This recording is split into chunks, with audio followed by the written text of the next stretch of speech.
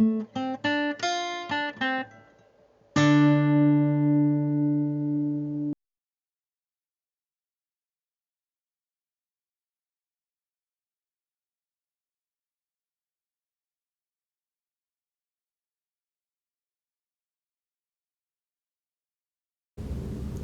guys, so one of the major focuses of our clinical practice and a word or phrase that we say all the time is pillar prep. And a lot of people in the strength community aren't used to the term yet. None of our patients have any idea what we're talking about. So I'd like to give you an explanation, the evolution, and then a quick and dirty version of it that we use all the time called a sequence of life. So the first time we were exposed to pillar prep was after taking a course with Exos. And they were talking about getting this area of your body stable. And they did a good job of taking us through things that did that, but we felt like the explanation of what it was could be a little bit better. So we did a little bit more searching and found at the University of Colorado, they had a nice little explanation that said getting the muscles of the shoulders and the hips switched on and everything in between. And we thought that that was really good. But again, it took us a little while for us to quantify that, for us to do it with our patients. You can think 360 at the shoulders, 360 at the trunk, 360 at the hips. But if I take that explanation and give it to a new physical therapist or a new trainer, they're going to get there. It's just going to take them a really long time. They'll probably come back in a half an hour saying, all right, I did it. By that time, the person wants to be into their exercises.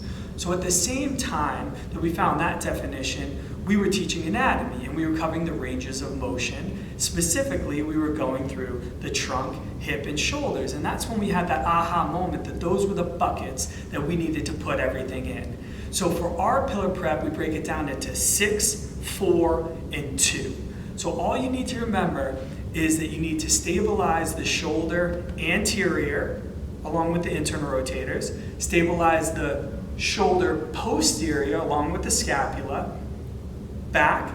You need to have the 4 trunk ranges of motion, so that's flexion, extension, side bend, and rotation. And you need to have the 6 ranges of motion in the hip covered, so that's flexion, extension, abduction, adduction, external rotation, internal rotation. So again, that's 2 scap and shoulder, 4 trunk, and 6 hip ranges of motion. Those are the buckets, those are the boxes that you need to check off every time you pillar prep. And that's our own take on it, but I think that it's really helpful. So if you have something better, feel free to comment below. But right now, we go with those dozen or those 12 as our pillar prep buckets or checks that need to be done every single time. So to show you that, I'm going to take you through a real quick series. We call it our sequence of life, and this is version like 5. Every time I come out with a different new one, I'll try and post them. And again, I'll probably try and do this video a little bit better with a little more explanation, maybe some diagrams and some coaching and cueing. But for right now, I think it's going to help out our patients and a lot of people in the strength community and hopefully other therapists. So here's your sequence of life, pillar prep version 3, we'll say. The other ones you can see on our Instagram. So first thing we're going to do is come down and we're going to do a dead bug with a straight leg. So we're down here, plug your fingertips into the sky, exhale your ribs down, tuck your belt up towards your chin, gently press your back into the mat with a locked leg on that right leg. Just go as high as you can go. 5 on this side, and then 5 on the other side. Don't forget to plug your fingertips into the sky. So for that, we just got our hip flexors and our trunk flexors going. Next thing we're going to do is a floor angel. So you're going to go back like this. Same thing.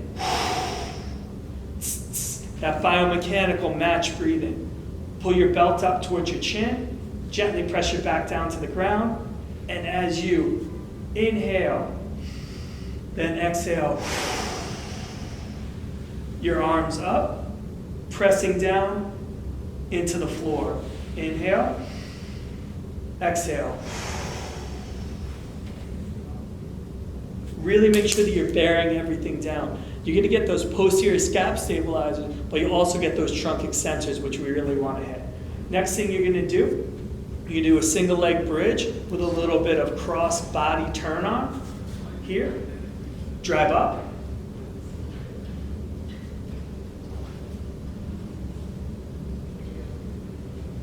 5 of those, real nice. Then turn on your side. Bury this in here, pull it up. 5 of those, diagonal side bridge.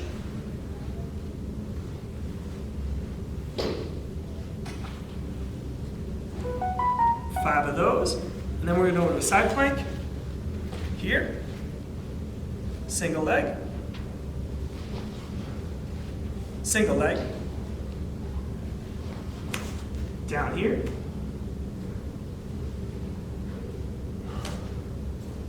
here, and finish with a bird dog. Let us know if you have any questions. Thanks so much.